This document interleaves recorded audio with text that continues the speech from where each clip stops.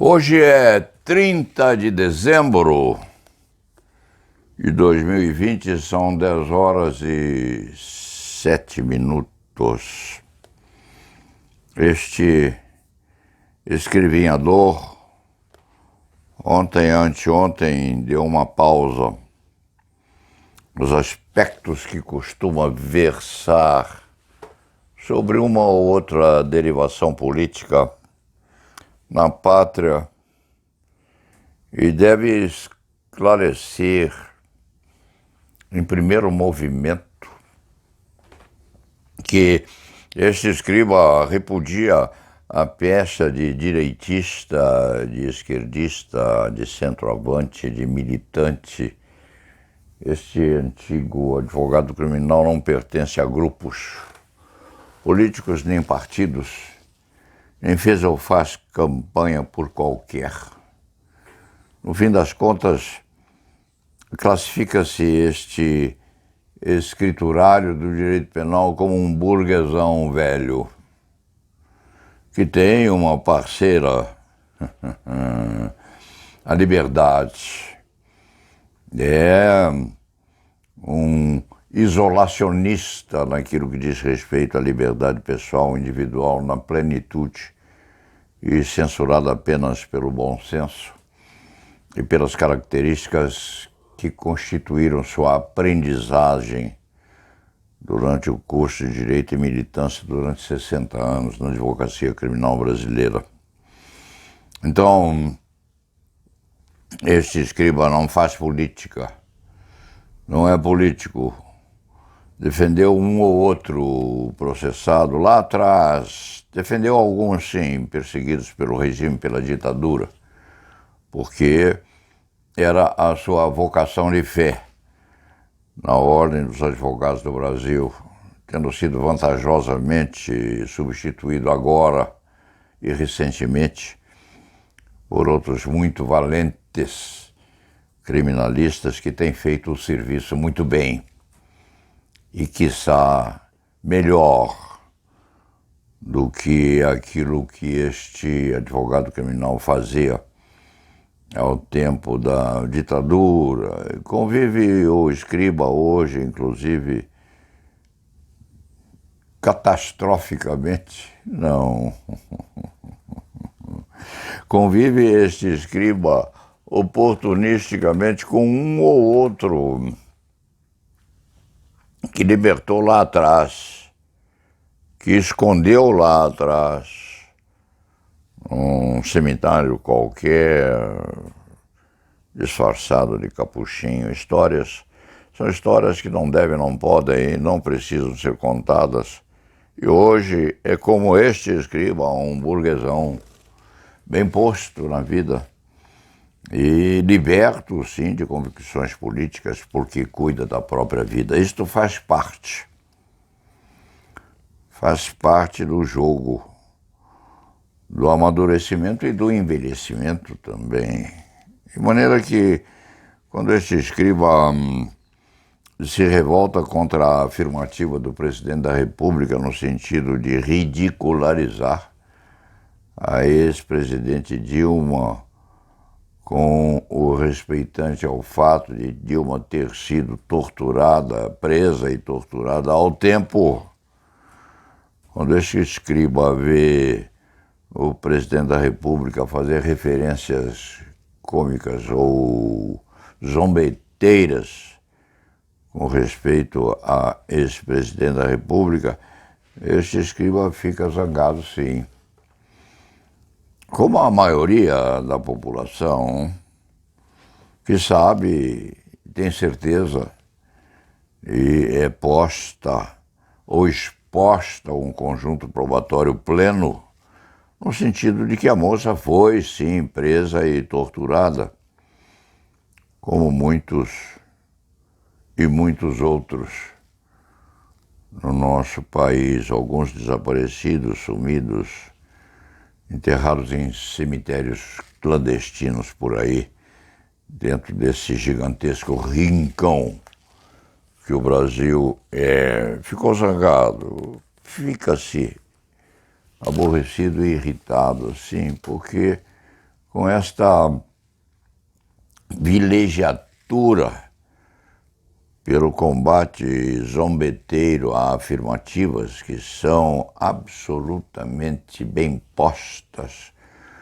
no passado jurídico e judicial da nação, o presidente da República está, assim, se pondo cada vez mais à beira de um despenhadeiro que o colocará à margem de uma eventual vitória numa disputa à presidência que vem por aí sim, com alguns candidatos.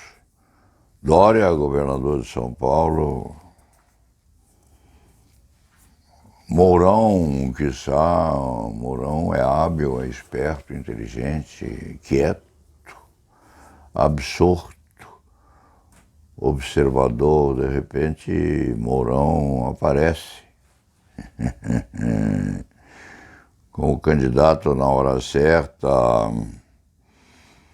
e com possíveis pretensões de representantes ou de líderes no PT. Fala-se que Lula pode ser candidato se quando for liberto ou quando for posto vantajosamente sob a jurisdição do Supremo Tribunal Federal,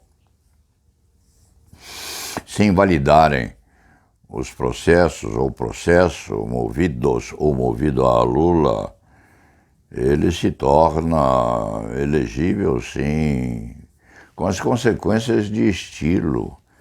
E a invalidação deve ser posta, sim, em disputa com aspectos muito relevantes no sentido de anulação das provas.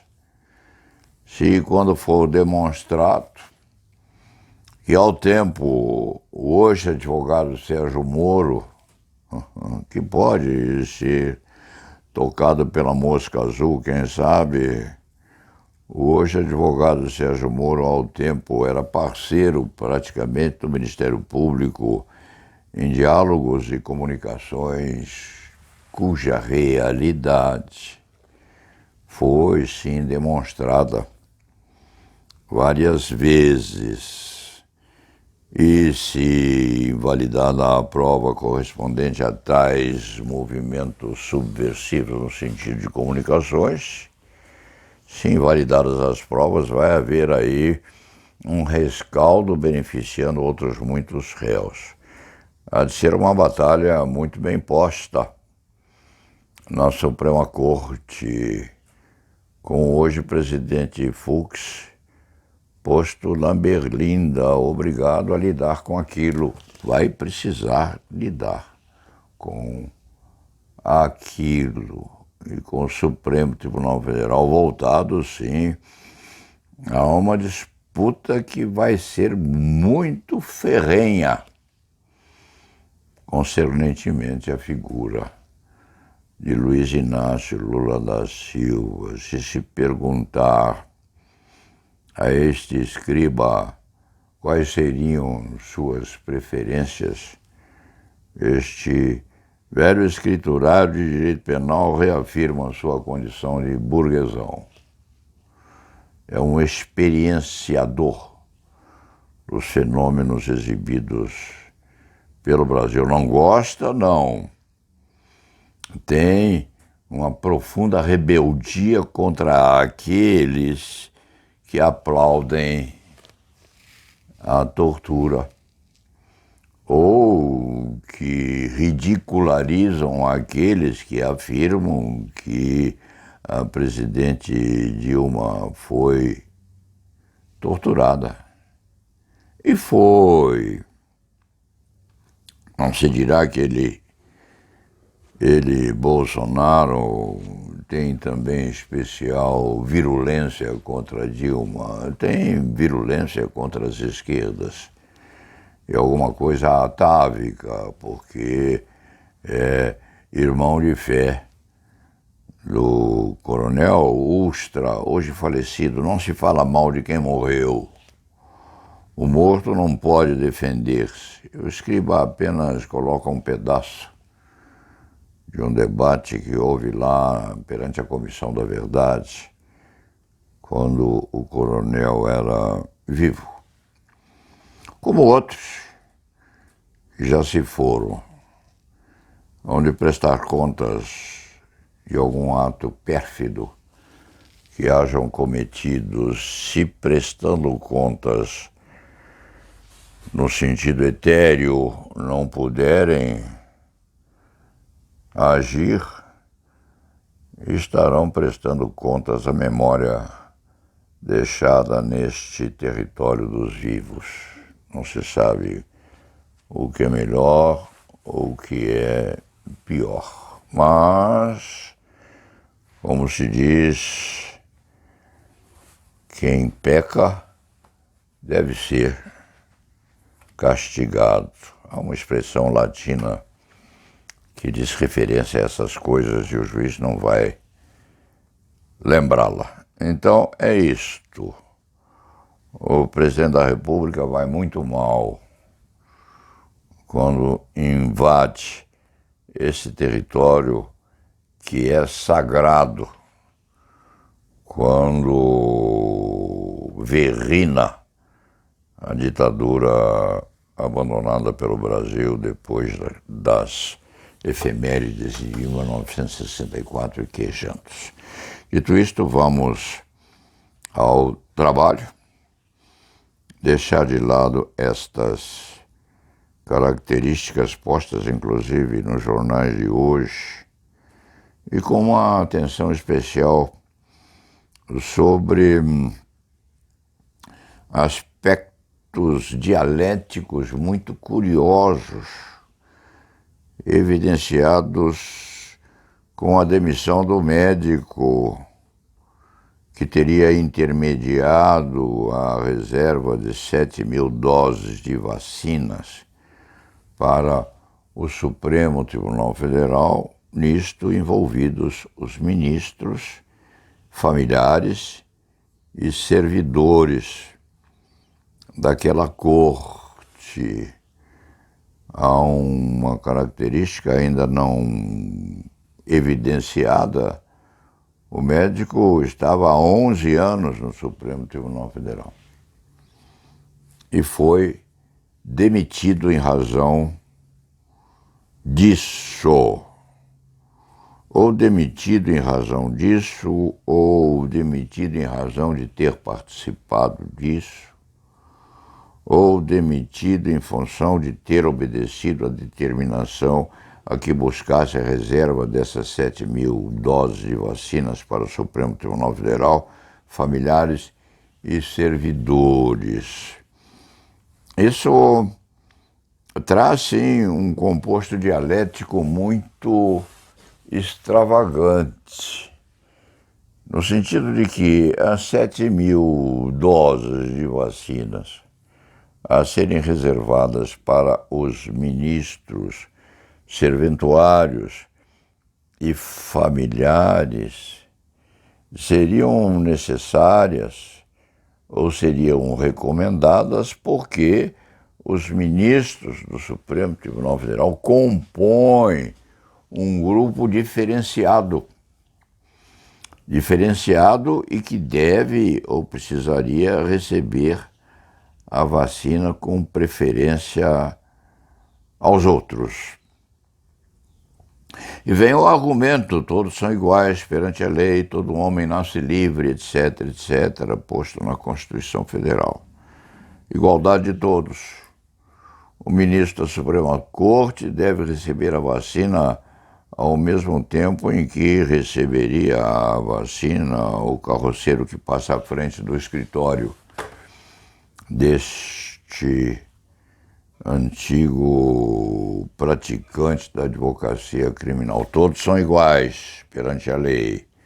O ministro do Supremo tem igualdade ao carroceiro que puxa a carroça cheia de dejetos em direção ao lixão que fica na periferia da capital do estado. Ou não. ou deve receber a vacina com preferência porque exercita uma função de soberania e de liderança em determinado órgão da federação e precisa ter a saúde e a vida preservadas, a dele e a dos familiares, valendo isto também para os funcionários, os queridos funcionários da Suprema Corte. Isso traz à cabeça deste velho escriba da advocacia criminal, enquanto se antepondo à ameaça de entrar em sonolência antes de partir para o descanso, que é merecido, mas que não é plenamente observado, porque se acorda no meio da noite com a pressão do raciocínio intermitente. Isto traz a este escrevente do direito penal e do processo penal brasileiro raciocínios muito curiosos.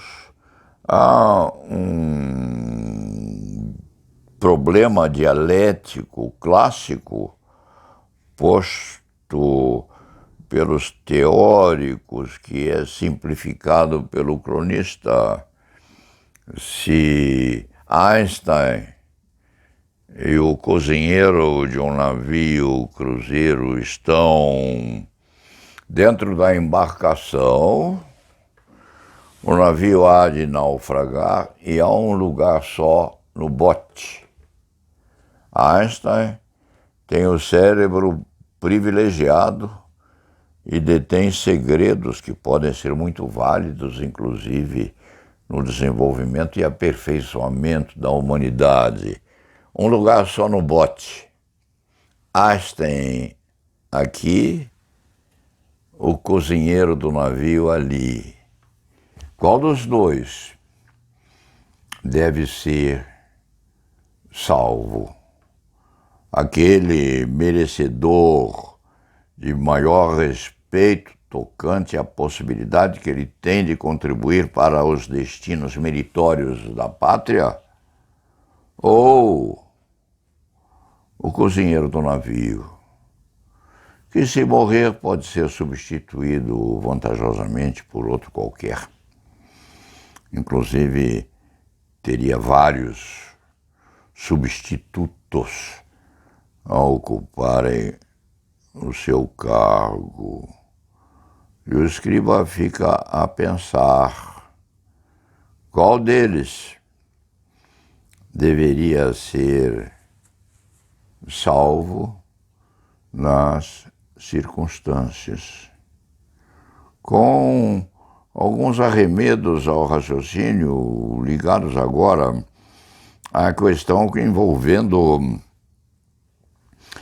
estas acepções zombeteiras do presidente da República quanto à afirmativa de que Dilma Rousseff teria sido torturada.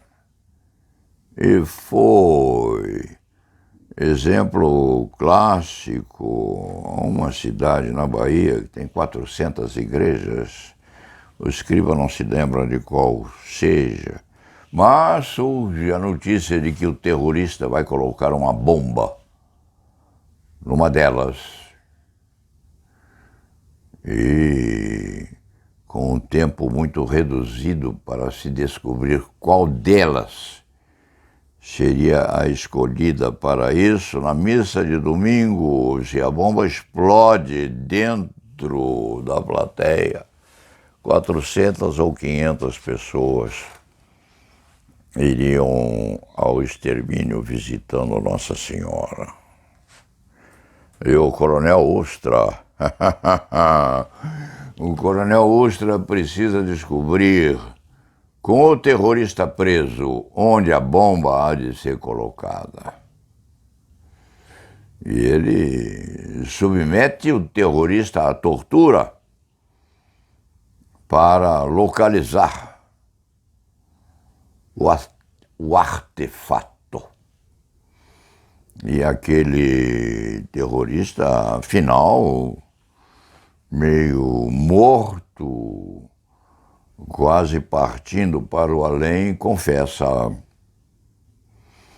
que a bomba há de ser posta sob um banco na igreja X naquela cidade que tem outras 399.